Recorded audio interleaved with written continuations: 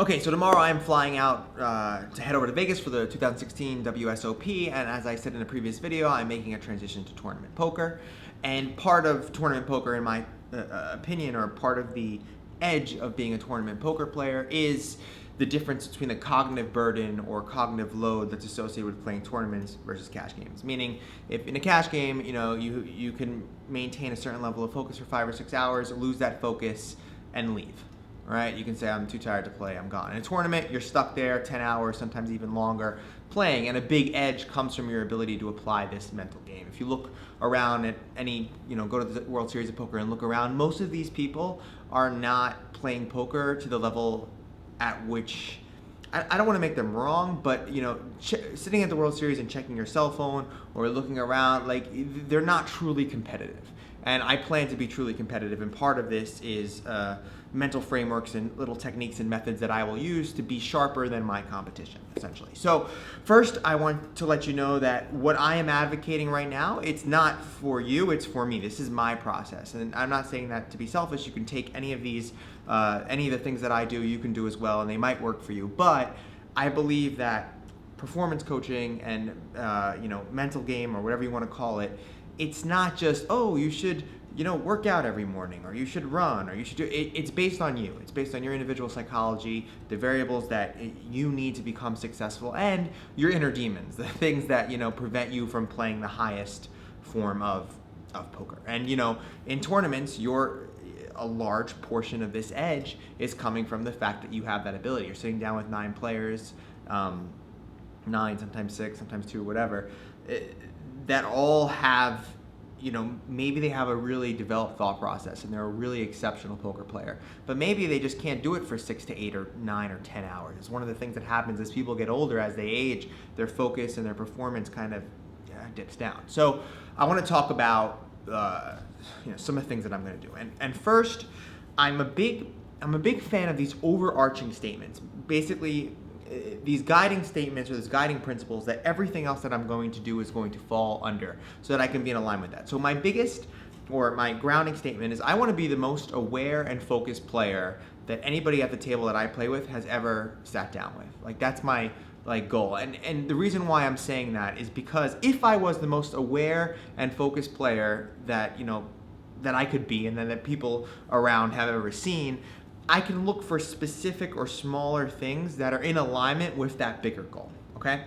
So the first thing is my routine, and it's simple. I'm going to be waking up pretty early during the World Series, probably around 7 or 8 a.m. I'm going to do a very hard but quick 15 to 20 minute workout, probably. I'm into boxing now, so probably something in the, throw a couple 100 or 1,000 punches and push-ups and a bunch of different things. The next thing I'm going to do is I'm actually going to work for 2 hours. So as most of you know, I own 3 companies, and I have a lot of stuff going on in my life. I have emails and support and team members and all this stuff. And one of the problems is I don't want to sit down at the table, and I don't want to be like, oh, I forgot to do that thing, or oh, that.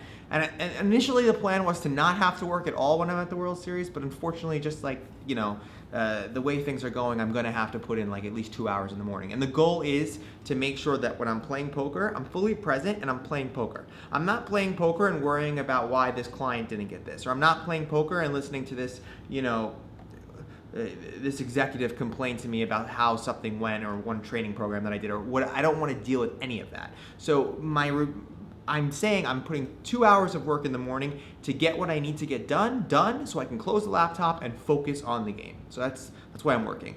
The second thing is I'm eating very, very, very clean. My version of clean may be different to you. I have a very strong effect to sugar. Sugar, I love it. I love me some ice cream and I love it. But I can't have it while I'm playing poker. I'll reliably crash around 2 hours. That's pretty much, for a lot of you, you should not be having sugar before you play a game that's focused on a cognitive process and a thought process. So definitely would not do that. So no sugars, no breads, and I tend to eat a very small amount of food. There's a small amount of food high in fats, but there's a whole psychology behind that, or not psychology, but a whole actually biological process behind that, or chemical. But for the most part, I'm just trying to stick to what I know is my best level of cognitive performance. I'm pretty damn well sure, guys, you shouldn't be having a bagel before you play poker. You shouldn't be having, you know, a cheeseburger deluxe. I guarantee you I plan to attack a lot of players after dinner breaks because I know that they're going to make poor choices in what they eat, and all of a sudden their attention and awareness is going to crash. Players do not understand that. When you play poker, you're thinking. That's the whole point. You're trying to use the information to make decisions that will yield a positive outcome. Like, you're trying to do that. It's very difficult to think when you feel like you want to crash because you just ate like tons of ice cream. And listen, I'm not saying that I don't do that. After this video, I'm going to go barbecue and have a cheeseburger and I'm going to have all this, but not while I'm playing poker. Like, it's just, you shouldn't be doing that, okay? So, and then finally, I don't know where I'm going to put this in, but I'm going to probably meditate for 20 minutes. I've been using this like Vedic meditation, like mantra-based meditation. It's been helpful. I really feel that it's going to be a useful part of my process, essentially. Now, during I play the tournaments, there's a couple of things that happens. First, if you haven't heard me say this before, when I play, I coach. Meaning, in my head, I like kind of create a walkthrough or I call out all the actions. So in my head, I'm saying, all right, guys, 2016 WSOP, let's go through, and I apply all the things in Beyond Tales and all the cash game fix and everything that I've ever created. I say in my head, my game is very binary. Either I'm a very good poker player or I'm terrible. Usually I'm terrible when I'm not actively thinking. So one of the things that I do is to make sure that I'm actively thinking is I kind of imagine everyone that I've ever coached or everyone that anybody's been through my classes, and like if they were in a stadium all watching me play and they were seeing the cards that I had every single time, and I had to explain or articulate to them why I was doing what I was doing. And the reason why I'm doing this is because it makes sure what I teach and what I do is in alignment. It removes the emotional component. So it's not like, let me just call because whatever, or you know what, let me raise with this because why not. It makes sure that there's always a reason behind my actions, which is very, very important. It also helps me because when I stop doing it, it's very obvious. There's always this inner dialogue, and then all of a sudden it stops. It's like, okay, I don't have an inner dialogue. Also, I did something really cool. I have an audio initiative thing. So this is kind of not nerdy, but it's cool. It's not nerdy at all. It's sick. So basically what I did was I sent an email to some of our members in Beyond Tales and Cash Game Fix. I said, listen, I'm playing the World Series Poker. I would really appreciate it if you recorded me like a 5 to 15 second kind of clip saying, Blake, this is what you taught me. So you taught me how to narrow a range, or you taught me how to this, or you taught me how to that. And then some sort of motivational factor, like, listen, keep your head in there. And I'm making a soundtrack, which is basically going to loop those things or randomly put those things in every around 2 to 2.5 hours. So when I start to get fatigued, which 2.5 hours is kind of when I start to get a little bit like, I need a break, I'll have my students who I've coached say things in my ear. And the reason why this works is because the number one thing I don't like is like, I don't like the hypocrite. Like, I don't like the person who's like, you should do this, and then they don't do that in their own life. And this prevents me from being a hypocrite at the table. So if I'm saying you got to play your best game, this makes sure that I play my best game when I'm sitting down. And that's that overarching principle of like most focused and most aware player, because I have my students like reminding me in my ear to be focused and be aware. So I think that's going to be a cool and definitely helpful. Also, you don't understand that, like the dialogue in my head when I'll sit down and play because of tells now, and it's going to be pretty extensive. Like, I'm going to be talking nonstop. If any of you have seen any of my content where I talk over hands, you see like a portion of what is possible. You could just really go crazy. I want to do that at a higher level. Also, when I get really fatigued, I'm taking breaks at the table. I am basically saying I'm not going to follow or pay attention to anybody for the next 20 or 30 minutes. And that's the thing, most people don't play poker like this. This is what most people play.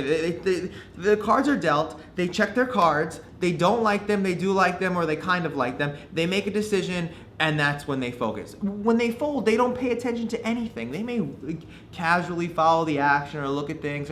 If you're really good and you really want to win, if you play 10% of your range 90% of the time, you're just going to sit there and not do anything? No, 90% of the time I'm extracting all this information so I can use it effectively when I play. So the times when I'm not in hand are going to be my times of the most intense focus. And that's kind of what I mean. And then my breaks are going to be none of that. It's just going to be like, system, power down. Just like chill, relax, don't pay attention to anything. Think about something completely unrelated to poker. Let the action happen without me paying attention to it. I don't care.